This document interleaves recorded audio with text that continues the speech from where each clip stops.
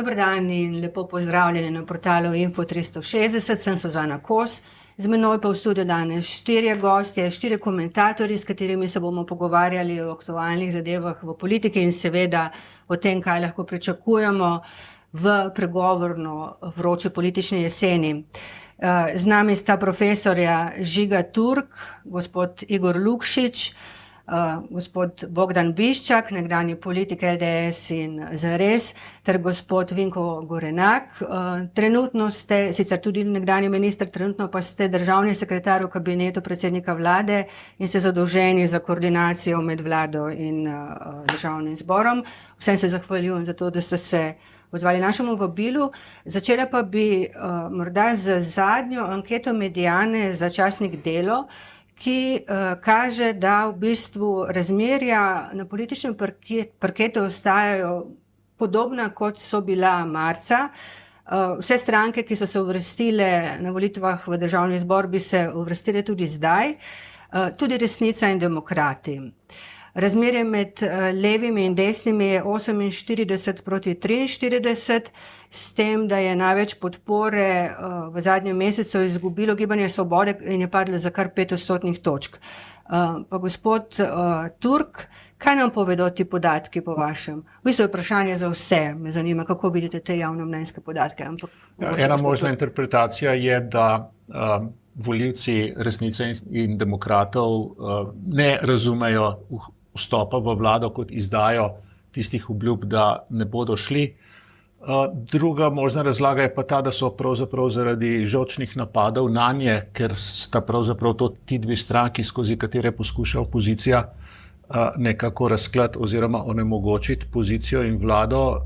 Ogromno se jih napada, ogromno so v medijih in to že samo pojavljanje pri marsikakšnem volivcu prikliče to stranko za to, da odgovori, da bi to stranko volil. Mislim, da je pa še prezgodaj, da bi iz tega, bom rekel, kakršnekoli zaključke dajali. Vlada šele začenja z delom in takrat se bo pokazalo, kako ljudje pravzaprav to ocenjujejo. Gospod Gorenak. Jaz sem do teh raziskav javnega mnenja načeloma kritičen, ker pač mi imamo o tem svoje mnenje, ampak potrjujejo pa nekaj, da je slovenski politični prostor razdeljen levo, desno, približno pol. Tako kot je bilo pred volitvami, na volitvah ali pa zdaj. Nekje tukaj smo. Pol, malo gor, malo dol. Seveda je pa situacija relativno jasna, da se običajno po volitvah volilno telo identificira z zmagovalci in tudi veliko bolj kot pa kasneje. In tudi tu je verjetno del odgovora na vprašanje rejtinga SDS-a, kot tudi koalicijskih strank. Gospod Biščak, vi se mi zdi, da ste zelo zaostrili vašo retoriko na družbenih omrežjih, pa tudi v komentarjih po volitvah in potem, ko je pač se zgodila 4. Janševa vlada. Meni se to sicer ne zdi. Se mi zdi, da je bila ostra retorika že prej. Ker se pa rezultatov tiče, ne pripisujem posebnega pomena. Strinjam se z gospodom Gorenakom, da je približno pol, kot je bilo prej in kot bo verjetno še dolgo. Tistih nekaj procentov gor ali dol se bo šele nadaljši rok pokazalo, ali držijo ali ne. Mislim, raziskava posebej za demokrate je bila že bistveno slabša. Bili so celo, mislim, da pod 3%. Tudi rejtingi vlade niso dobri ta trenutek, ampak kot rečeno, niti če bi bil v opoziciji, niti v opoziciji s temi rezultati zaenkrat ne bi obremenjeval. Čeprav pravijo tisti, ki delajo javnomnenjske ankete, da lahko govorimo o trendu, ko se 3 mesece zadeva dogaja. Recimo pri Gibanju Svoboda je zdaj 3-mesečni padec, medtem ko SDS bolj ali manj pač ima zvesto volilno telo. Dovolitev je pa še 4 leta, tako da 3 meseci. Se pa, mislim, to, da Gibanje Svoboda pada, me pač ne čudi, če ji res pada. Kaj hočete povedati, da je Mediana potvorila rezultate?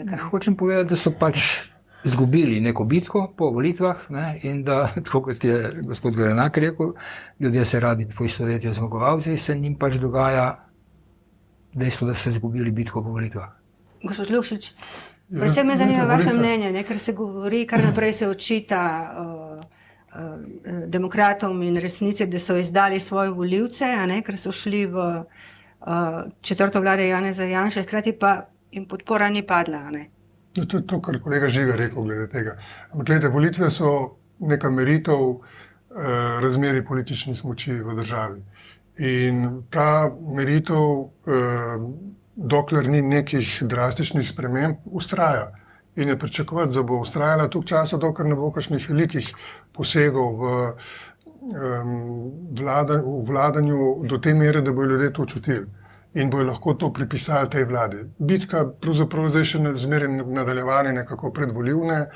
Vlada očita prejšnji vladi, da je vse zamočila in da so vsi problemi pravzaprav posledica njihovega dela, kar je gotovo res, ne, ker trendi pač delujejo malo zamikom. Tako da tej vladi še ni treba kazati oziroma prevzemati odgovornosti za to. In to ljudje vidijo, to tako je in ni pričakovati, da bi zdaj ljudje neposredno ali pa zelo hitro odreagirali, pa bi rekli, zdaj nam pa ta stranka ni všeč. To tudi, kar je rekel recimo predsednik Resnice, ne. Saj so ljudje pravzaprav vse že vedeli, kakšni smo in so nas take podprli, ne. In zdaj, recimo, mi smo vedeli, kakšni so na naši strani, ne? Ampak tisti, ki so jih podprli, so tudi vedeli, kakšni so in so podprli takšni, kot so. Torej, ta kritika z levice, kakor vi ste izdali, pa ne vem kaj, to je nekaj, kar bi mogoče prijelo, če bi bili to mi. To prime za nas. Oni imajo drugo resnico, ne? Zato so resnica. In za njih veljajo drugačni kriteriji. In zdaj, če hoče opozicija biti uspešna v tej kritiki, se pravi dejansko, da bi prepričala njihovo volilno telo, da je tu nekaj narobe, bi se moralo verjetno drugače lotiti zadeve, ne? Gospod Bišek, zakaj se smejete? Mislim, dodali bi, recimo, za gospoda Mijića se ni vedelo, ne? Jaz tudi za gospoda Stefanovića nisem vedela, ne? Dokler ni prišlo pač. Ampak smo povedali, kakšna stranka. V celoti se treba za posameznik. Jaz se s tem ne strinjam, ne? Da so ljudje vedeli, kakšni so. Z resnico govorim. Vse ostale se kaj strinjam, ne? Tam je vendar šlo za neke podpisane izjave, overjene pri notarju in tako dalje in tako dalje. Retorika, ki je bila grozna, ne, do SDS-a. Ampak če ti nekdo pride s tem argumentom, da je podpisal pri notarju oziroma na upravni enoti kjerkoli, potem lahko iz tega sklepaš, da nekaj ni čez gladko, ne? Jaz ne. Ja. Jaz notarje jemljem resno. Ne, notarje že, ampak tega ti gre, ker notarje v to podpisuje. No, kaj za gospoda poslanca, ki mu očitajo zdaj nazadnje pač, da nima izobrazbe, še prej pa pač do delavcev in do Fursa, bi gospod Mijić mogel vstopiti ali ne, po vajnem mnenju?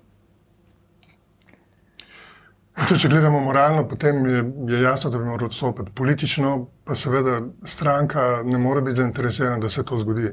Niti ne celotna konstrukcija, vladna večina. Ne. Se pravi, morale v politiki je damo na stran. Zmeraj manj jo je. Zmeraj manj. Ne samo v Sloveniji, da se razumemo. Jaz mislim, da bi moral odstopiti, ampak po 10. oktobru. Ne. Namreč nobenega razloga ni ta ureditev, ki jo imamo, da če se zgodi odstop prvih 6 mesecev, potem so nadomestne volitve, če se zgodi kasneje pa ne. Gospod Mijić je v parlamentu zato, ker je Resnica dobila toliko in toliko procentov v celi Sloveniji, ne zato, ker bi bil gospod Mijić v nekem okolju toliko boljši od vseh ostalih kandidatov. In zdaj imeti, ko bi rekel, 87 poslancev izvoljenih po proporcionalnem sistemu, ne, in potem enega, zato ker je Mijić odstopil pa po večinskem, kar bi se zgodilo, če bi bile ponovljene volitve, je povsem nesmiselno. Tako da mislim, da imamo, kako bi rekel, slabo ali pa neprimerno ureditev glede tega, ki se jo da kompenzirati tako, da odstopi 11. oktobra. Sam to bi rekel, strinjam se sicer s tem, kar je bilo rečeno, razen s točkom, ne, da je ureditev slaba. Ta ureditev je namenjena temu, da bi ne prihajalo do fiktivnih kandidatur. Ne. Zelo znana oseba nastopi in potem čez 3 dni gre svojo pot. Ne. Zato, da omogoči pač ne... To je bil rezon te določbe, ne, da bi se preprečil take kandidature. Zato je predlog njegov dober, ne, veš, da sem pač počakal v skladu s tem, pa za 6 mesecev do to, da... Kandidatura ni bila fiktivna, tako da če je to namen... Veste, v tej vprašanju politične odgovornosti, jaz se globoko strinjam s Pirnatom, pa ne vem, kdo vse je javno nastopil, da je stopna politične odgovornosti in potreba po odstopu veliko večja med politiki kot pa med navadnimi državljani, če tako rečem. Dvojca, v urejeni pravni državi. Poglejte, če bi to pravilo veljalo, absolutno, gledajte Avstrijo, kancler, kaj je že bil, kako se že, ja, recimo, ne, vse v redu, pa še kje druge. Če bi to pravilo absolutno veljalo pri nas, ne, potem bi Janša 1. Septembra leta 2008 rekel, nisem več kandidat. Pa vsi vemo, da se je v 10 letih na X volitvah pokazalo, da je nedolžen, kar je potrdilo Ustavno sodišče. Vsi vemo, recimo Šircla, leta 15, strašna hišna preiskava, ne? Niti postopek ni bil uveden. Zakaj bi torej odstopil? Pa da ne bom pristranski. Tudi Golob, ne? Saj smo na istem, pa bi tudi Golob mogel odstopiti, ne? Ob teh obtožbah takih in drugačnih. Ne? Tako da ob pravni državi, ki res 100% deluje, zagovarjam hitrejše odstope politikov. Ja, pri nas pa tega še ni. Ja, ampak tukaj treba dodati, ne, da nekdo preprečuje, da bi se taka pravna država na tej točki vzpostavila. Ne? Ja. A nekdo je pa kdo? In ta nekdo, ja, se ve, bil je predlog, od katere točke naprej, ne, ki se znotraj kazenskega postopka zgodi, je poslanec, minister dolžan odstopiti in to ni šlo skozi. Ne? Omogočilo se je to za župane, če se prav spomnim, ne pa za poslance in ministre. Ja, in če govorimo o Golobu, pa o Janši in tako naprej, ne, mi smo nekoč v Zaresu predlagali, da je ta točka pravnomočna obtožnica. To je obtožnica, ki je preizkušena na sodišču. Ne? Ja, ampak ta ukrep v ničemer ne izboljšuje, kako bi rekel, verodostojnost teh obtožnic, verodostojnost oziroma resnost teh obtožnic in, bom rekel, teh mnenj iz raznih inkvizicijskih organizacij, ki prihajajo. Verodostojnost teh obtožnic presojajo sodišča. In tukaj imamo problem. Tukaj imamo problem. Ja, vi ga imate. Mi ga nimamo. Ja, seveda ga nimate, ker so vaši. Ja, poglejte, nimamo go zato. Patria je tipični primer. Meni se je zdelo, končal proces sodni, ne? Zdaj se je končal po 15 letih in je bila pravnomočna obtožnica, ne? In potem se je sodišče začelo s tem ukvarjati in ugotovilo, da tam ni nič. Jasno. In problem je pri nas... Pri komu to govoriš? Zase govoriš. Zase. In problem je v tem, da mi nimamo za politične sodbe in obtožbe, nimamo, po moje, dosti usposobljenega tega in tožilstva in sodstva. Ker bi ene stvari, za katere se vidi, da so politično motivirane, jih lahko sodišče vrglo zelo hitro z mizo dol. Veste, kaj je problem, nekaj pravite? In zdaj, seveda, tu je problem. Skratka, sodna veja je tudi politična veja oblasti in zdaj je problem, ne, sicer desnica očita, da je to vse desno, ampak gledajte, na mojem primeru, jaz sem tudi fasal to zgodbo iz istega razloga. Veste, kaj je pa problem, ne? Ker ste rekli za tiste obtožbe, za katere se vidi, da so politične. Ne? Spet je tukaj prizma levo-desno. Kdo to vidi? Ja, in kako to vidiš? Jaz ne vidim, on vidi, ali pa on vidi, jaz ne vidim. Če bi bila ta pravnomočna obtožnica merilo, potem bi kdaj mogel Janša jeti? Leta 14, ne? Pa vendarle smo jasno je sodstvo ugotovilo, da ni kriv. Ima kdo v tej državi pravico, da je minister? Te pravice ni. Sigurno, ampak zakaj bi potem odstopil v pravnomočnosti? Zato, ker v zakonu piše, če bi pisalo seveda, da se v pravnomočni obtožnici preneha mandat. Ne, sodišča morajo odločiti, ampak ne v 15 letih. In jaz bi k temu dodal, ne, in odločajo tudi volivci. Ne, mi sicer nimamo nekega pravega porotniškega sistema, ampak na koncu volivci na volitvah presojajo, ali se jim zdi nekdo kriv, ali se jim nekdo ne zdi kriv. In če ima nekdo mandat volivcev in je ga sodišče spoznalo, da je kriminalec, jaz mislim, da ta odločitev volivcev ima vseeno večjo težo v demokraciji kot odločitev sodišča. Ne pa v pravni državi. Ne pa v pravni državi. V demokraciji, ja, v pravni državi pa ne. Tudi v pravni državi. Ja, samo ta dva principa treba skupaj živeti. Ja, tako je. To je problem. Zdaj, seveda, zaradi tega pa imamo politiko, ki rešuje to vrstne probleme. Zato se o tem sploh pogovarjamo. Ne? Vam bom vrgla še eno izjavo mladega poslanca Gibanja Svoboda Lenarta Žavbija, pa me zanima, kako komentirate njegovo oceno. Kritičen je seveda do vlade in pravi, da ne pozna ne knjige ali drame, ki bi bila tako absurdna, kot je slovenska politika v tem trenutku. Kdo je po vašem glavni lik te absurdne drame, ki se dogaja, ali pa komedije, ki se dogaja v tem trenutku. Jaz mislim, da se je v ogledalo pogledal, preden je dal to izjavo, ne sebe tam videl. Ne? In ker po drugi strani tako, jaz bil prepričan, da se nikoli ne bo zgodilo, ne, da bi kolegi predsednika državnega zbora izrekel neko opomin, ne, enemu od poslancev, kateremu koli. Zakaj? Zaradi tega, ker tam je ustavna večina, tako rekoč, ne. In zdaj so njegovi glasovali za to, da se mu izreče opomin. Ampak ne za to izjavo. Dobro, no, res je nekaj narobe. Zdaj na drugo. Res je izjavo je bilo narobe, valjda. Se je to on sam priznal, ne? Da je narobe. Za razliko od nekaterih drugih, recimo enega gospoda, ki je izjavil, da so neke poslanke pocestnice, se ni niti upravičil, niti opomina dobil, niti rekel, da je kaj narobe naredil. Pocestniško se obnašajo, to je gospod Zoran Stevanović. Da se obnašajo, je rekel. Ne vem, verjetno bo sodišče odločilo, ne? Sam kar zadeva tole izjavo od Žavbija, ne, dejansko ne samo v Sloveniji se cela sfera politike zelo spreminja. Ne. Prej smo govorili o moralni, kot pa še morala prime, tako naprej. Zelo se spreminja. Mi sicer to vidimo recimo na zunaj v podobi Trumpa najbolj očitno in se nam zdi, da bi beseda morala vendarle biti močnejša, tako kot se nam zdi, da je bila prejšnje čase, se pravi, da se jo ne uporablja za 3 sekunde, pa potem se od nje distancira. Imeli smo podobno situacijo, tudi če ne govorimo zdaj samo o tej vladi, to, kar recimo včasih počel Golob, ne, ki je zagotavljal, da reforme tečejo, kljub temu, da reform ni bilo nič. In to se zdaj samo nadgrajuje. Ne. In to, kar pravi Žavbi, se mi zdi, da je prava detekcija, ne, da mi enostavno s starim kategorijalnim aparatom in s tem, kar smo bili navajeni, da se v politiki dogaja, da s tem ne pridemo prav daleč. Enostavno s tem ne pridemo, se pravi, in s temi moralnimi kategorijami in z klasičnimi načini povezovanja in s tem, kako se brani recimo neka kredibilnost, ki mora biti tudi politična kredibilnost, ne samo moralna. To je nekaj zelo novega. Ne? No, ko ste dejali, se v bistvu dogaja po vsem svetu, se opravičujem, gospod Turk, bom samo še pridodala, pa boste potem komentirali. Brala sem kolumno, ki je napisal filozof gospod Boris Vezjak in je govoril ravno o tem, da tisto, kar je bilo včasih nenormalno, postaja zdaj v politiki normalno in med drugim je navedel tudi eno izjavo gospoda Trumpa iz, mislim, da leta 2016, ko je dejal, tudi če bi ustrelil na 5. aveniji nekoga, da me ne bi, če bi rekel, da bomo ustrelil, me ne bi za to obsojali. Ne? Kaj je zdaj to? Nova normalnost je nenormalnost in nemoralnost.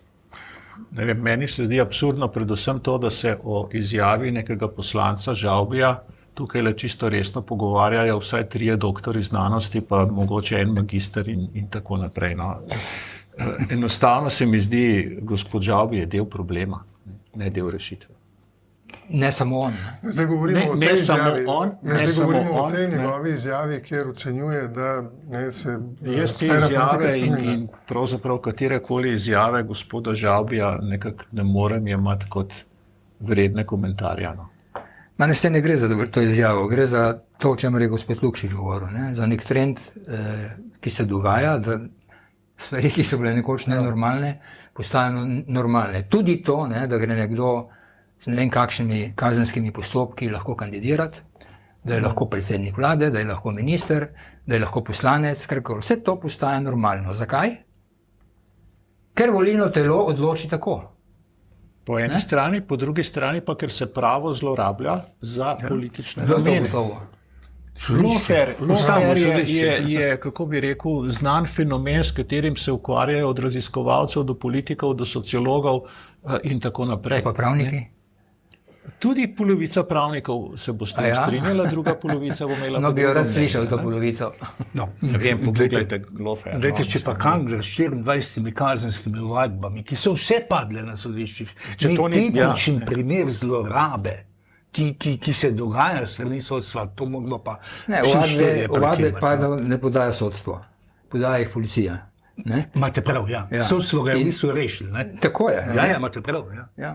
Ampak tisto, kar smo predlagali, nekoč je na točki, ko sodstvo presodi, in to je pravnomočna obtožnica, da bi postavili to točko, ampak ne gre skozi. Ker gospod Turk nočete komentirati izjav navadnega poslanca, kot je ni problem, da je navaden poslanec. Vam bom Vam bom potem pa dala v komentar zapis gospoda profesorja Bogomirja Kovača, ki je vaš kolega, doktor znanosti, ki je zapisal, da dober mesec od nastopa Janševe vlade je jasno dvoje.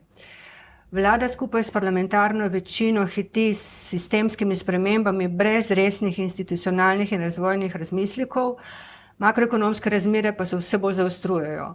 Politično sceno v Sloveniji je pripravil revolucionarni populistični duh slovenskega trumpizma, politika velikih sprememb in praznih besed, to počnete zdaj, gospod Gorenak, v vladi, ekonomija zlorabe javnih interesov za zasebne koristi, doktrina nenehnih šokov, radikalizacija osamosvojitvene desnice. Ja, ne vem, pač komentirajte. Žal bi, niste hoteli. To so težke obtožbe kolega profesorja. Zdaj, obtožbe prave teže pravzaprav po 2 mesecih, koliko časa traja ta vlada, 1 mesec, ne. Pravzaprav nimajo. V tem članku je pravzaprav kako bi rekel, ta članek ima namen pozdraviti oziroma dati nek veter v jadra Golobovi vladi v senci. V tem članku pravi, da želi Golob oziroma da si zasluži drugo priložnost, kar pomeni, da je prvo priložnost zavozil in s tem se po moje cela Slovenija v resnici strinja. Veste, tisto, kar bo pa ta vlada v senci počela z Golobom na čelu, je pa, da bo še lažje neobvezno obljubljala stvari, za katere ne bo imela pa čisto nobenih obveznosti, da mora na koncu tudi realizirati. Ne. Teh obljub je bilo že v mandatu ogromno, ne.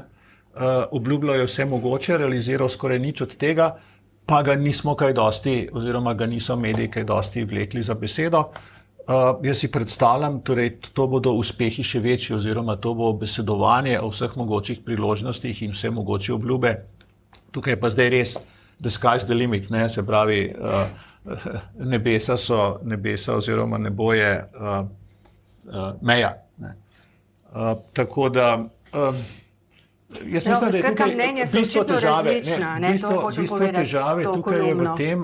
težave tukaj je v tem, da pravzaprav levica nima nekega jasnega konja v igri oziroma nekega jasnega voditelja, okrog katerega bi se združila in ki bi bil vodja oziroma predsednik opozicije na polno, ne kadar ima slučajno med dopusti in med zasebnimi obveznosti nekdo čas in je nekoč v preteklosti dobil veliko glasov. To je problem levice. No. Lejte, in Kovač in Vezjak, ki ste ga prej omenili in tako naprej, ne, je bi tako rekel, ne. Mi da z Igorjem sva vsi vemo, nasprotnih političnih polov, konkurenta in tako naprej. Nastopamo v medijih, vse osebno pogovarjamo.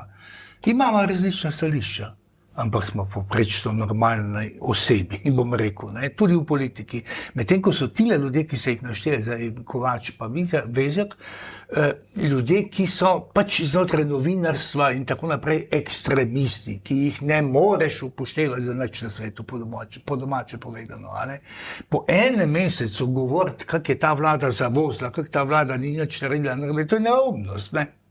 To je novinarska neumnost, ne? Pošteno povejmo, no? Gospod Biščak, se strinjate? Prebrala sem na vašem Facebooku, da ste napisali, da so Janševi hlapci demokrati, resnica in NSI, oziroma trojček okoli NSI. Imate pač očitno neko mnenje, da te hlapci kaj podprejo vse, kar si Janša zamisli, ali kako? No, to je bilo tako, ne? Ne. Ne, česa niso. Česa niso podprli? Ne, gledajte, v vseh koalicijah, malo preveč govorim, vem, gledajte, v vseh koalicijah, levih in desnih, ne, so ta mali, tisti, ki imajo več besede, ta veliki so pa tisti, ki imajo manj besede. Število ministrov vam to pove, v vseh Janševih vladah, pa tudi na levi je bilo podobno, ne? Je tista politična stranka, ki je največ dobila na volitvah, proporcionalno imela najmanj ministrov. Medtem ko tisti, ki so imeli najmanj na volitvah, so dobili največ ministrov. Primer je Nova Slovenija v prejšnji vladi, skoraj toliko ministrov, kolikor je bilo poslancev. Ne? In kaj hočem povedati? Ne? V našem volilnem sistemu, proporcionalnem volilnem sistemu, so žal ta mali odločilni, ta veliki imajo pa manj vpliva. Pa velja za leve in desne. In ste odgovorili, česa niso podprli? Kaj niso podprli? Ja, no, vse imamo koalicijsko pogodbo, ne? Že, ampak česa niso podprli? Jaz sem pač utemeljeval to svojo tezo o hlapčevstvu na prikazu kar nekaj stvari. Ne. Kolumno sem napisal, ni samo ta na Facebooku iz 3 vrstice, na kar nekaj primerih tega hlapčevstva, v narekovajih, da tako rečem. Ne. Ampak najprej bi o tem, kar je gospod Kovač napisal, nekaj rekel. Ne. Mislim, fokusiral bi se na ta del, kjer govori o tem, da se ekonomska situacija zaostruje, ne, in da to, kar dobivamo, s tem pravzaprav nima veze do sedaj. Ne. Edina stvar, ki naj bi se na nek način spopadla za to ekonomsko situacijo, je ta interventni zakon, ki je zdaj na Ustavnem sodišču, oziroma referendum je na Ustavnem sodišču, za katerega je vsak ekonomist, ki se je oglasil, rekel, da bo to zaostreno ekonomsko situacijo samo še bolj zaostril. Ne, in v tem smislu ima po mojem prav, da neke strategije, vsaj na tem področju, do sedaj ni. To, kar dobivamo, so kulturno-bojniške zadeve. Pokop, Izrael pa Palestina, ta dan spomina in tako naprej in tako naprej. Se pa strinjam, ne? Minilo je šele dober mesec in lahko počakamo, kaj bo vlada na tem ekonomskem področju naredila. Upajmo, da bo kaj drugega, kot je vztrajanje pri tem interventnem zakonu. Kar se pa hlapčevstva tiče, ne bom cele kolumne obnavljal, ker je preveč, ampak utemeljeval sem jo na tej obrambi, Janeza Janše v zadevi Black Cube, oziroma protiustavnemu preprečevanju odreditve preiskovalne komisije. Ne? Ker je, mislim, zakaj to delajo? Zakaj dela to SDS še nekako lahko razumeš, čeprav z vidika to, da je to protiustavno, ne razumem, ne? Ampak zakaj pa ostali 3? Tu je jasen odgovor. No. Poglejte. Zdaj, vsa Slovenija dela problem zaradi tega glasovanja, kjer pač dnevni red ni bil izglasovan. Prav. Ampak Urška Klakočar Župančič niti na dnevni red ni dala. Niste odgovorili. Niti na dnevni red ni dala zahteve Državnega sveta po referendumu. Tiste je bilo protiustavno, ali ne? Ne, ni bilo. Ona je bila protiustavna. Ja, sej. Ona je ravnala protiustavno. Zdaj pa je... Glejte, jaz sem globoko prepričan, da bo do preiskovalnih komisij prišlo, da smo si na jasnem. Problem v tem trenutku je samo en. Zakaj preiskovati samo ene in ne druge? Katere ene? Ja, zaenkrat preiskujemo, zaenkrat oni želijo preiskovati to, kar so že preiskali. Druga preiskovalna komisija. Govorimo o tej preiskovalni komisiji. To bi lahko zlahka rešili, ne? Ne, kar se tiče Black Cube, jaz mislim, da ni kakšne težave in da bo prišlo do preiskovalne komisije. Ja, zaenkrat je težava. V proceduri sprejemanja je zakon o preiskovalnih komisijah. Ja, tako. Kjer po obstoječem zakonu se lahko kakršnokoli preiskovanje, kako bi rekel, levih rabot na 100 načinov, ne 100, na 12 načinov ustavi.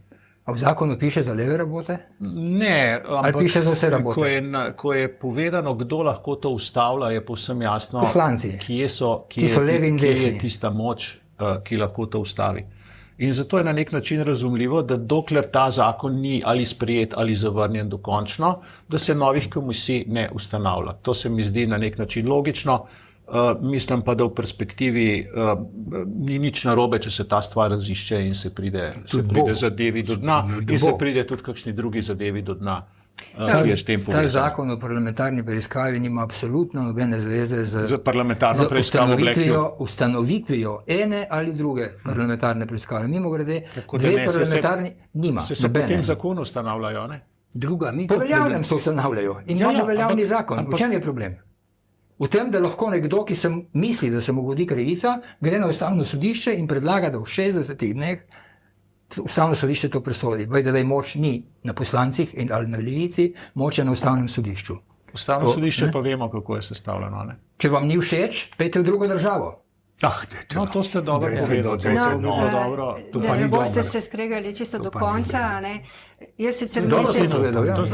Kdor ne prizna Ustavnega sodišča, ne vem, kaj lahko te državi počne. V tem studiu smo imeli že posebno razpravo o zlorabah parlamentarnih komisij, ki so se dogajale tako z leve kot z desne strani.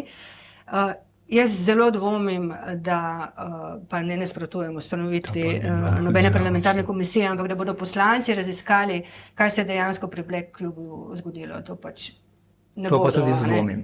Glejte, če je v čigavem interesu, je v interesu SDS, da Black čim prej prerišemo. Sigurno je v interesu. Tu pa imam, bom rekel, znanja z področja obveščevalnih, varnostnih in ne vem kakih dejavnosti, a ne? Da lahko mirne duše čakam na rezultate te preiskave. Ampak rezultati te preiskave bodo šli na škodo leve politične opcije. Verjemite mi, da bo tako. Ja, vam pač ne verjamem. Ne? Ja, nič hudega. No, bomo videli. Nič hudega, ste to rekel. Gospod Lukšič, jaz bi vas vprašala še, eden od sogovornikov je dejal, da v bistvu Levica nima pravega liderja, Levica z malo, no, ali pa leva sredina. Se strinjate s tem, ker zdaj se govori, da naj bi gospod Luka Mesec tudi napovedal je pač svojo kandidaturo za ljubljanskega župana, šel v to kandidaturo tudi zato, da se bo pač skušal čim bolj promovirati, uveljavljati in tako naprej, da bi bil on povezovalec slovenske levice. Ga vidite v tej vlogi? Gospod Bišček zagotovo, ker mislim, da imate vedno zelo dobre odnose, ne?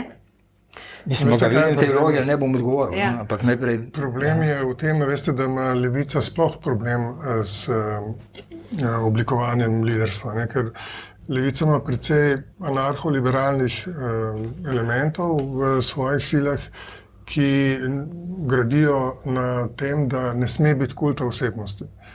To je še dediščina boja proti Stalinu. In zaradi tega težko sprejme kogarkoli v funkciji liderja.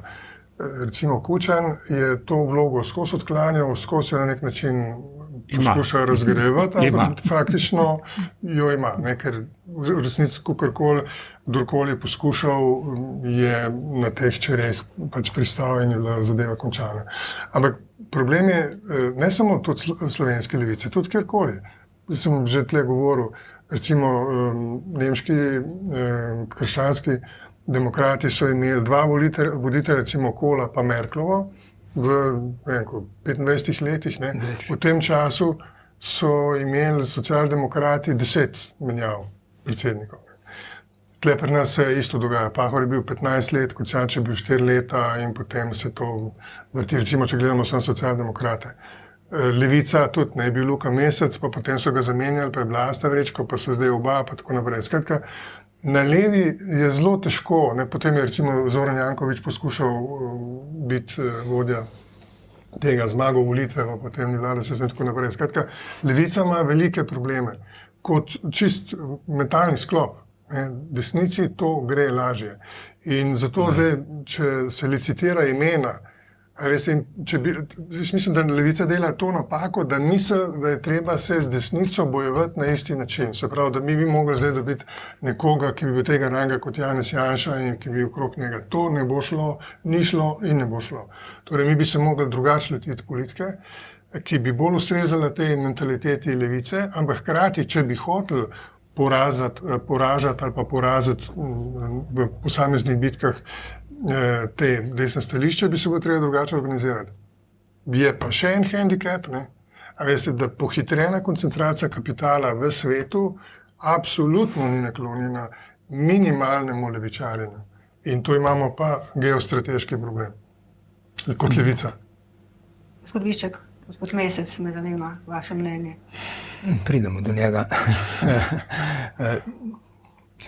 Torej, meni se ključni problem levice, pa verjetno sem precej osamljen v tem, ne zdi to, kar je gospod Turk izpostavil, ampak dejstvo, da se en velik del levice, spet ne samo v Sloveniji, ne, ampak v Evropi, ni sposoben izviti iz primeža neoliberalizma. Ne, ker je neoliberalizem je pač common sense, ne, po celem svetu postal. Tukaj se lahko naredil ekspoze, ker sem moral Gramscija malo preštudirati za včerajšnjo kolumno, kako je on postavil tezo o kulturni hegemoniji, kapitala. In tukaj znotraj pač obstajajo resne razlike, ne, med Svobodo in Levico in socialdemokrati so pač na tej točki, ki je čisto programska, razlike. Skupni voditelj bi jim seveda prav prišel, če bi se to vzpostavilo, ampak kot rečeno, mislim, da to ni ključni problem. Kar se prihodnosti tiče, ne, ali pa bom najprej tako rekel, ne, v preteklosti je ta voditelj bil Drnovšek, po mojem mnenju, in ne Kučan. Ne. Drnovšek je pač vodil vlado, ne, in v tej poziciji, posebej zaradi volilnega rezultata LDS, ne, so mu to pozicijo pač priznavali vsi. Ni jim bilo všeč, ampak so mu jo priznavali. Ne. V prihodnosti se bo morda kaj takega zgodilo s tisto osebo, ki bo uspela integrirati vse to, kar se je dezintegriralo tudi pred temi volitvami. Ne.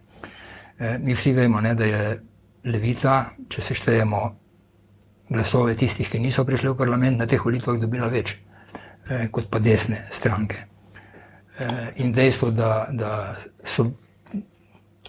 je pač toliko teh glasov levih izpadlo na volitvah iz parlamenta, je pač povzročilo to, da se je po volitvah desnica lahko to bitko povolilno dobila. Če bo kdo uspel to do naslednjih volitev zintegrirati, bo mu tudi priznana vloga vodja na levici in zaenkrat nihče, tudi Luka Mesec, te vloge ne vidim, da bi lahko prevzel. A ste še petala vidva?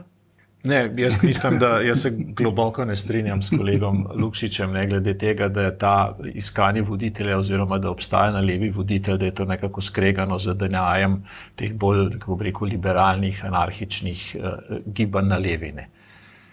Josip Broz, je bil koliko, 50 let, je bila ena avtoriteta. Ne.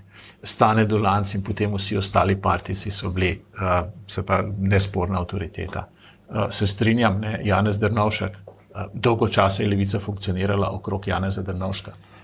Ampak tisto, kar se je po moje potem zgodilo in zaradi česar ima levica problem, je ta, ne, da jaz vidim levico nekako na 3 frakcije razdrobljene. Ne. Eno je ostank teh partizanov oziroma tega partizanstva iz borčevskih proslav na eni strani, potem imate na drugi strani to čavistično levico z velikim L in potem imate na tretji strani to, kar je bil nekoč LDS, pa kar je bil zares, pa kar je bil potem Tone Rop in tako naprej. In ta del, ki bi mogel biti osredan in ki bi lahko pravzaprav te stvari skupaj potegnil, moja ocena je, da si je ta del, da je temu delu čez glavo zrasla neka globoka kapitalska leva država oziroma neki krogi, ki imajo v Sloveniji razmeroma zelo velik vpliv in ki so si v zadnjih, 15-20 letih vedno našli neko drugo osebo, ki je za njih neko stranko na tem levem polu ustanovila, jo vodila, bila predsednik vlade in potem so se tej osebi odpovedali in je prišla neka druga. In zaradi tega, kako bi rekel, na levi ni neke resne stranke. Ne? Na partizanih ne moreš graditi stranke, na čavistih iz Venezuele ne moreš graditi političnega pola, na, kako bi rekel, ljudeh, ki so pa na začasnem delu v politiki, pa tudi ne. Ne? In jaz mislim, no, da se v tistem, to sem tudi v eni kolumni pisal, ne? V tistem znanem posnetku, ko Tone Rop razlaga Jankoviću, ne? Politika te postavlja. Ne? Tisto je izraz nemoči levice, ne, da se postavi nad oziroma da vzpostavi to, da je politika pravzaprav nad svojim kapitalskim ozadjem.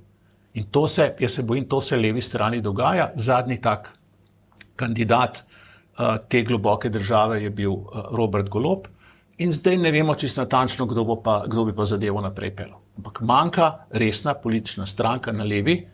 Škoda za SD, da to ni, oziroma da ne zmore tega, da bi te stvari skonsolidirala, ki bi bila stranka, ne, ki bi imela neke vrednote, ki bi jih črpala daleč iz preteklosti in ki bi imela ambicijo še dolgo časa v prihodnost obstaja. Se pravi, SD je taka stranka, ampak ni najmočnejša in najbolj vplivna na levi strani in to nam manjka. To Sloveniji manjka. Ne? To, kar je kolega Žiga govoril, ni v resnici nič drugega, kar sem jaz govoril, ali pa kar je tudi kolega Bišček rekel. Samo drugače smo rekli, on je rekel neoliberalizem, kolega Žiga je govoril o teh kapitalskih blokih. Se pravi, stopnja razvoja kapitalizma zdaj le onemogoča, da bi mi imeli tako levico, kot jo imamo v naših glavah. Problem imamo mi s temi levimi strankami ali pa ljudi, ki zastopajo tako imenovani levi del, ne? Ki nastopajo tudi s kategorijalnim aparatom in konceptualnim aparatom, ki je za preteklost. Mi sploh še nismo prišli do tam, kar se zdaj s kapitalizmom dogaja na Kitajskem. Da bi mi to znali ugotoviti, kaj je pravzaprav problem, pa se potem znotraj tega razdeliti med levo in desno zadevo. Zdaj se pa mi okrog nekih vaških posebnosti, to, kar je Kozbek napisal, ne, zakaj se mešal komunistom. Je rekel, zato je, ker slovenska predvojna politika je bila neke prepiranje o vaških zadevah. Ne. In zdaj mi počasi drsimo v to zgodbo. Mi sploh nimamo dimenzije tega mednarodnega sveta, kaj se tle dogaja pomembnega, da bi mi morali se na osnovi tega organizirati. Ne. Zaradi dviga kvalitete življenja ljudi vse. Glede, sem to, in se globoko strinjam, v interesu desnega političnega pola je tudi stabilnost na levem političnem polu. Ne? Ja, In SD je žal pa zdaj trenutno edina, ki je neka stabilnost, ne? Ampak žal pri 6-7%. Ne? Ker tudi za desni del politike, jaz mislim, da je problem v tem, veste, da imaš tam na un stran vedno neke amatere, ki ne vejo, za kaj se greje. Ne? Ampak žal je temu tako. In tipični izraz tega amaterizma, ne, je sestavljanje vlade s strani gospoda Goloba. Samo en stavek, ki se mi zdi pomemben. Zakaj on ni pritegnil Stevanovića pa Logarja? Zaradi neumnosti, ki jih je počel. Predvsem pa zaradi izjave Graha, ker sta pa oba, seveda, kot bi temu rekli, ima je pokrav dol vrgel, ne, ko je rekel, zdaj bomo pa šli v individualne pogovore s poslanci. Ja, kaj ta pomeni? Ja, kupovali jih bomo, ne. Ja, potem je normalno, pa ne mislim na denar, ne. To pa pomeni potem, da sta oba, in Stevanović in Logar, rekla, zdaj pa dost. In prišla na to stran. Se jih je Golob poslal na to stran. Se upravičujem. Mislim, jaz sem vesel, da Golobu ni uspelo preveč Stevanovića in demokratov, ne. Ker bi to, o čemer sem prej govoril, ne, o neoliberalnem diskurzu ali pa konceptu, ki se mu en lep del levice ne v celoti ne more odreči, ne, samo še potenciral. Ne. Kompromisi, ki bi jih morala delati Svoboda v taki vladi, ker bi bili ti dve stranki, bi pravzaprav pomenili pljunek na vse, kar so delali v preteklih 4 letih. Ne. In ta diferenciacija znotraj levice bi se enormno poglobila. Jaz bi samo dodal, da neoliberalizem prinaša večjo kupno moč vsem prebivalcem držav, ki so neoliberalne. Zgodovina kaže, da je neoliberalizem povzročil padec rasti BDP-ja. Ja, pa poglejte si kdaj podatke, ne pa čitati teoretske zgodbice. Verjetno se strinjate, da so ZDA nekako najbolj neoliberalna ali pa ena od bolj neoliberalnih družb. Definitivno. Ja, in imajo čudovito gospodarsko rast. Ne, nimajo. Kitajska. Primerjajte z Evropo. Ne, nimajo. Primerjajte z Evropo za 50% primerjamo s Kitajsko. Je tudi neoliberalna. Ne? Kitajska je tudi neoliberalna. Predvsem pa, gledajte, ne na eni točki, katerikoli, ne, delati zaključkov o tem, zakaj v neki državi gospodarska rast. Ne? Tega, to je pač kompleks. To je cel sistem zgodb. Ne? Eni radi govorijo o tem, da je enotna davčna stopnja povzročila rast na Slovaškem, ne? Ki je danes ni več. Ne? In celo vrsto stvari, pa tale, ne, zdaj, kapica naj bi menda rešila. Nikoli ne gre za eno zgodbico. Ne? Gospodarska rast in tudi kakšne druge vrste razvoj je pač zadeva 1000 točkic. Ja, glavna točka je, da pa pustiš ljudem delati in da jih nagradiš, če delajo in če so pridni.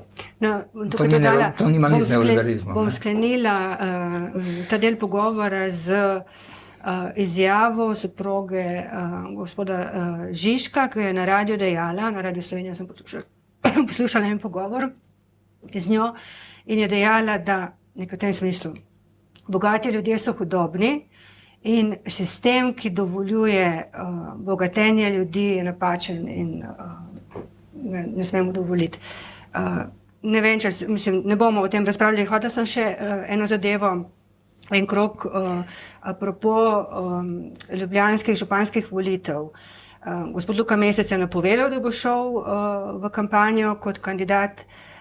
Se vam zdi napačno, da v bistvu, in mimogrede vaš nekdanji kolega, gospod Tone Rop, tako neuradne informacije, si je prizadeval, da Luka Mesec ne bi šel v kandidaturo, ampak da bi podprla pač čim več strank levice na lokalni ravni njegovo kandidaturo. Skratka, vprašanje je, ali je kandidatura Luke Mesca za ljubljanskega župana napaka, ker pomeni drobljenje glasov na levici. Gospod Lukšič. Napaka za koga? Za stranko levice je to gotovo promocija in on bo tam pokazal, kaj zmore. Ampak strateška napaka za levico, njegova kandidatura je v tem, veste, kar sem prej govoril, kar je govoril kolega Žiga in on, namreč mi smo v močni prevladi neoliberalizma oziroma nečesa, kar je treba tudi v tem, kar je gospod Žiga govoril. Ne. Se pravi, in zdaj znotraj tega, tako kot bi rekel levičarjenje, ne, ni v korist celotne zgodbe levice. Ne. Zdaj, seveda je to, veste, jaz bi si želel, ne, da bi ta opcija na tak način zmagovala, samo ker vem, kakšne so razmere, vem, da ta opcija s to retoriko niti z ukrepi ne more priti skozi. Ne more priti skozi. Jaz sem verjetno še bolj radikalno poskušal v to smer, pa sem to delal lahko 2 leti. Ne, tako da oni na srečo nimajo toliko moči, da bi lahko poskusili kaj od tega realizirati, jim uspeva zelo malo, ampak so pa močni verbalno.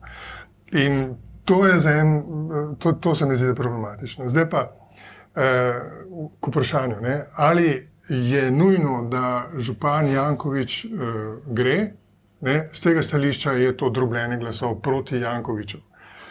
Zdaj treba vprašati tudi kolege z desnice, se pravi, če bojo oni podprli enega zmernega levo-sredinskega kandidata, potem je velika nevarnost za Jankovića, da bo moral zapustiti pozicijo.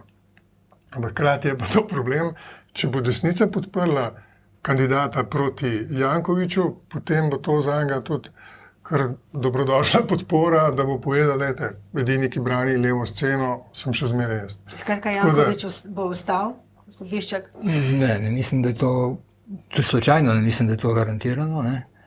Nekaj javnomnenjskih raziskav sem pač videl v tem zadnjem mesecu dni in te garancije ni. Ne. Drobljenje, ne, sam ne vidim kot poseben problem. Konec koncev ga zaenkrat niti še ni. Ne. Zaenkrat imamo kandidata napoved Jankovića in danes, kot ste rekli, Luke Mesca. Ne. No, pa gospod Feratović, ampak verjetno se strinjamo, da prav velikih možnosti. Ne, govorim z levice. Ne, na levi strani, ali gre za drobitev ali ne. Ne. Če bo prišlo še do kandidature Ropa ali gospe Urške Klakočar Zupančič, bomo lahko govorili o drobljenju, ampak moje mnenje je, da v tem primeru bo v vsakem primeru drugi krog in v tem drugem krogu bo en od kandidatov levice zagotovo, če ne celo 2. Ne? In glede na vse volitve v Ljubljani, menda lahko domnevamo, da bo en od teh kandidatov levice to županstvo tudi dobil. Tako da tega drobljenja zaenkrat ni kaj posebej strah. Bi desnica bila pripravljena podpreti levega kandidata za župana? Ne. Jaz mislim, ne bom rekel nič. Ne, jo pa sigurno ne. Vprašanje, ali bomo to koristili škodno? Jo pa sigurno ne. Ne vem, na desnem političnem polu jaz mislim, da ni zaenkrat nobenih resnih dogovorov na to temo. Strinjam se tudi s tem, da to ni drobljenje glasov, zaradi tega, ker so te volitve drugačne, županske, kot so državne zbore, zborske. Glejte, gospa voditeljica, bom pa šel iz tega studija strahotno slabe volje, pa sem prvič tukaj, če ne rečem še naslednje. Vidim, da boste dovolili, hvala. Glejte, pošiljati nekoga, čeprav se to tebi zgodilo, iz te države ven, zaradi tega, ker se ne strinja z ustavnim sodiščem, zavračam to vašo. Ne zato, ker se ne strinja, ampak zato, ker ga ne priznava. Ni res. Ustavno sodišče imamo in vso pravico ima desni politični pol, pravico povedati, ga kritizirati, ker je ta sestava ustavnega sodišča po zaslugi sedanje predsednice totalno leva, kar je za državo zelo slabo. Ja, ampak je nismo zanimivo, govorili o tem, veste, ali pa smemo kritizirati ali ne. Ni bilo o tem govora. V moji prejšnji debati z gospodom Turkom ni bilo to na mizi. Ali ga smemo kritizirati ali ne. Ne, pejte iz države, države, ga priznavamo. No. Ja, tako. V čem se pa recimo hipotetično moje nepriznavanje ustavnega sodišča kaže? Na kakšen način se to izkazuje? Pa ne boš iz države šel zato, ker se ne strinjaš z njim. Ampak on pravi, da ga ne priznavam in zdaj iščem nek Jaz se bom spomnil že tega, kar ste govorili, preden smo prišli sem noter, o referendumu o interventnem zakonu in o predsedniku vlade, ki bi lahko sestavil proračun z upoštevanjem interventnega zakona, ki ni bil sprejet, ki čaka na ustavnem sodišču. Seveda, se mora biti pripravljen na vse scenarije. Se mora pač neke številke ima, proračun mora sestavljati. Verjetno bi bilo najbolj pametno ga bi bilo sestavljati na najbolj zakoniti podlagi. In najbolj zakonita podlaga je z upoštevanjem tega zakona, ker referendum o davkih ni dopusten. Če referendum o davkih ni dopusten, potem ne more ustavno sodišče dovoliti referenduma, v katerem bi se davčne določbe iz tega zakona spreminjale, oziroma tudi, če ga bi dopustilo ta referendum in bi ljudje zavrnili ta zakon, po vsebini stvari in po namenu torej zakonodajalca, bi imela vlada naslednji dan pravico, da vse davčne stvari ponovno sprejme, ker ne bi smele biti predmet referenduma. Predmet referenduma so lahko tiste stvari v zvezi z upokojevanjem, delom upokojencem in tako naprej, ki niso davčne, ostalo pa ne. In jaz mislim, da pametna vlada bi zdajle sedela za Excelom oziroma za računalniki in sestavljala številke skupaj. To sem jaz rekel. Če pa vi zaradi tega, ker jaz to mislim, mene podite iz države, prostite, pa mečke debela. Gospod Turk, niste tega rekel, to, če oni sedijo za računalnikom in se igrajo z Excelom, ni noben problem. Problem je, če s tem Excelom pridejo v parlament in predlagajo tak proračun.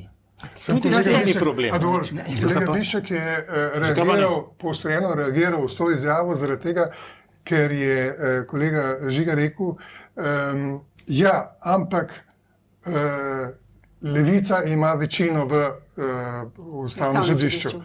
Torej, v podtonu, in potem je on rekel, če se ne strinjate z ustavnim sodiščem, potem pejte ven iz države. Se pravi, šlo je za eskalacijo, seveda ne, ampak gre za to, da je šlo za eskalacijo. Torej, če je Levica, noter kao, pa ne bomo upoštevali. To je bilo po tonu. In zaradi tega je on reagiral. Tako da... Ustavno sodišče ima 30-dnevni rok. Ustavno sodišče ne bi prihodnji teden, tako so rekli predvidoma svojo odločitev. Ker ste bili pobudnik seveda za evtanazijo oziroma pomoč pri samomoru. Tam je sodišče daleč prišlo vse roke. Pustimo to, ne širimo še en kratek krog. Če Tanja Fajon ne postane posebna predstavnica EU za Sahel, je večja škoda za njo ali za Slovenijo? Gospod Turk? Za njo. Absolutno. Absolutno kaj? Absolutno se ne strinjam s tem, da postane škoda nobena za Slovenijo, za njo pa bo, ki bo manj zaslužila. Ne pozabimo za gospoda Peterleta. Pred 10 leti kandidiruje za mesto generalnega sekretarja, ne vem kaj že, nekje v Evropi, in leva politika je rekla ne. Uradno. Tukaj je pa leva politika, beri gospod Golob, en dan prednji je odšel z pisarne, podpisal priporočilno pismo. Je bila ta zavrnitev Peterleta kakšna škoda za Slovenijo? Lahko mehen daljše. Pa ni bilo zavrnitev Slovenije. Če bi bili mi normalna država, ampak nismo, in če bi bili normalni odnosi med levo pa desno, potem bi gospa Fajonova potipala tudi pri tej novi oblasti, poslušajte, bi imeli kaj proti in tako naprej. Bila bi tradicija, kjer bi kako bi rekel, bivši zunani ministri si lahko tako rekoč izbirali, kam bodo šli v naslednjo službo, ne pa da Rupel ni smel jeti za konzula v Trst. Potem bi bila, kako bi rekel, zadeva povsem drugačna. Tako so pa probali nekako na tiho, pa mimo nove oblasti spraviti skozi postopek v Sloveniji, predvsem pa v Evropi to kandidaturo. V Sloveniji ni nobenega postopka. Tudi mimo stare oblasti. Je nek fair play. Je to, da podpreš nekoga, boš dobil nekaj nazaj, bi lahko bila neka kultura politična, ki jo ni in ki je čedalje slabša in ki je čedalje bolj na psu. Samo še stavek v zvezi z županskimi volitvami in temi levimi kandidati. Če bom jaz mogel zbirati med levimi kandidati, bom zbral tistega, za katerega bom mislil, da bo znal bolje organizirati pobiranje smeti in pluženje cest. In tukaj se mi zdi, da ne Luka Mesec, ne Urška Klakočar Župančič nista primerna kandidata. za organizacijo pobiranja smeti in pluženja cest. Sem prav razumel, da ste prav podprli gospoda Jankovića. Še vidva povedati. To dvoje deluje. Glede škode pri tem postopku, glede vaše kolegice Tanje Fajon, škoda za njo večja ali za Slovenijo? Jaz bi navezal na to, kar je kolega Žiga govoril. Smeti ne. Ne smeti, ampak v zvezi s kadrovsko politiko te države in potem vsakokratne vlade. Ne. Če bi ona bila kandidatka Slovenije in ona bi bilo fajn, da bi bila kandidatka Slovenije, potem bi bilo treba imeti tle neke postopke notranje in seveda tudi politično kulturo, o čem je kolega Žiga govoril, da bi do tega prišlo. Vključno s tem, recimo, kar je bila kandidatura Tirka za generalnega sekretarja, ki je bila absolutno na začetku obsojena na neuspeh, ker smo od treh stalnih članic Varnostnega sveta dobili zagotovilo ali pa opomin, da naj v to ne gremo, ker imajo oni svoje stališče o tem, kar je počel kolega Tirk takrat in da ga ne bojo podprli. Mi smo kljub temu šli in vrgli v to njegovo kandidaturo neko ambicijo in zakockali neko pogajalsko pozicijo za najboljše vloge.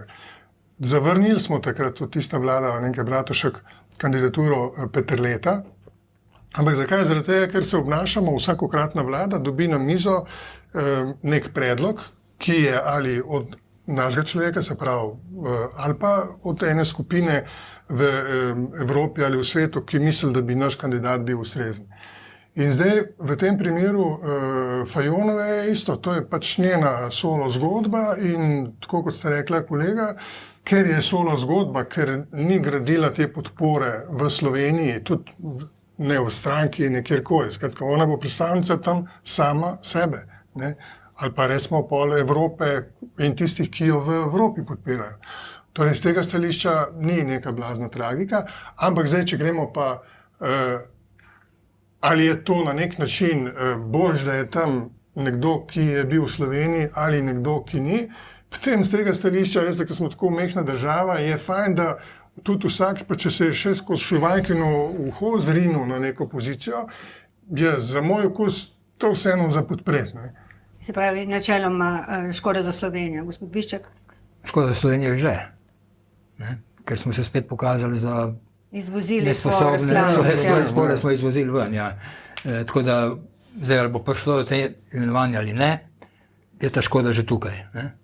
Vsekakor pa jim grede tudi za Peterleta bi isto rekel, ne? Da je to škoda za Slovenijo.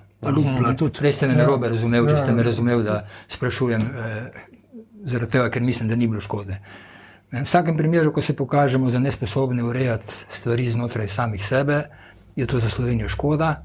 In v vsakem primeru, ko nimamo nekega predstavnika na neki funkciji, ki je dokaj pomembna, tako vsaj pravijo, ne, se mi zdi to tudi za Slovenijo škoda.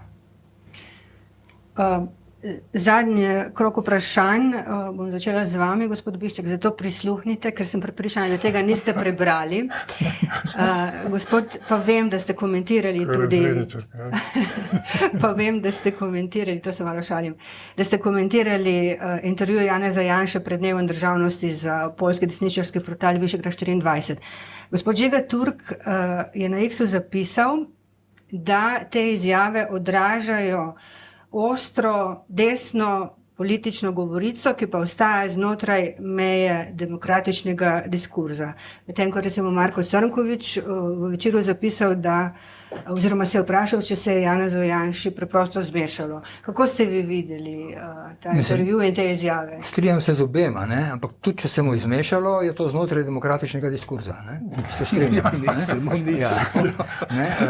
Sem pa sam približno isto napisal, ne? Da se mi zdi, da gre za lunatične izjave. Ne? Nekaj, kar je, mislim, meni se zdi tako daleč od vsakršne realnosti, da si to prav težko razumem. Ne? Potem sem šel malo gledati in vidim, da je to nek diskurs oziroma nek koncept, ki se vleče zmeraj bolj po tej skrajno desni, moram reči, sceni. Ne? Od Trumpa do teh na zahodnji Evropi, ki so skrajni desničari. Ne? V tej komunistični nevarnosti, ki je, by the way, enaka kot so mediji v Evropi, ne? Enim in drugim je do tega, da uničijo narod, družino, in ne vem kaj še vse, ne, se mi zdi pač lunatično. Ne. Vse sem v kolumni napisal, ne, v času, ko še kitajski komunisti izgledajo kot tajkuni iz Wall Streeta, ne, govoriti o tem, da zahodni mediji na nek način furajo zadeve proti komunizmu, se meni zdi out of everything. Na moji desni boste kaj povedala, pač. Ne, jaz mislim, da gre tukaj za pravzaprav eno veliko razliko med ljudmi, ki na nek način imajo korenine, ne, želijo te korenine ohranjati, zalivati, da bi pač nekaj iz teh korenin raslo, in za neko drugo, kako bi rekel, ideološko in tudi ideološko in politično smer, ki pravi, da teh korenin ni, da so brez veze in tako naprej. Tisto, kar iz tega Janševega intervjuja izhaja, je pravzaprav ena skrb za preživetje zahodne civilizacije, kakršno si tisti s koreninami predstavljamo. Ne.